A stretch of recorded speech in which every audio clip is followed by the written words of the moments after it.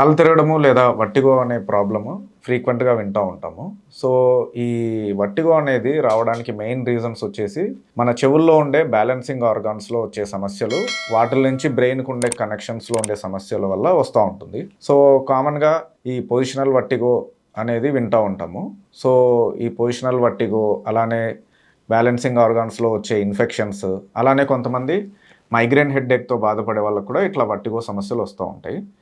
కొన్నిసార్లు రేర్‌గా బ్రెయిన్‌లో స్ట్రోక్స్ వల్ల కూడా ఈ వర్టిగో అనేది వస్తూ ఉంటుందన్నమాట. సో, ఈ వర్టిగో వచ్చినప్పుడు సింప్టమ్స్ ఎట్లా అనిపిస్తాయంటే, సో, చుట్టుపక్కల ఉన్న సరౌండింగ్స్ అంతా తిరుగుతూ ఉండడము, పడుకున్నాక తల తిరగడము, లేసాక తల తిరగడము, తల ఒక పక్కకు తిరిగితే తిప్పినట్టు అనిపియడము, దాంతోపాటు వామిటింగ్స్ రావడము, ఇంకా నడుస్తున్నప్పుడు బ్యాలెన్సింగ్ తప్పడము, ఒక పక్కకు ఒరగడము, ఇట్లాంటి సింప్టమ్స్ వస్తూ ఉంటాయి. కొన్నిసార్లు చెవుల్లో కూడా గుయ్యి అనే శబ్దం కూడా వస్తూ ఉంటుందన్నమాట. సో, ఇటువంటి వర్టిగో సింప్టమ్స్ వచ్చినప్పుడు డాక్టర్‌ని కన్సల్ట్ అయ్యి, సో, అది పొజిషనల్ వర్టిగో వల్ల వచ్చే సింపుల్ ప్రాబ్లమా, అంటే బీపీపీవీ ప్రాబ్లమ్ అంటాము.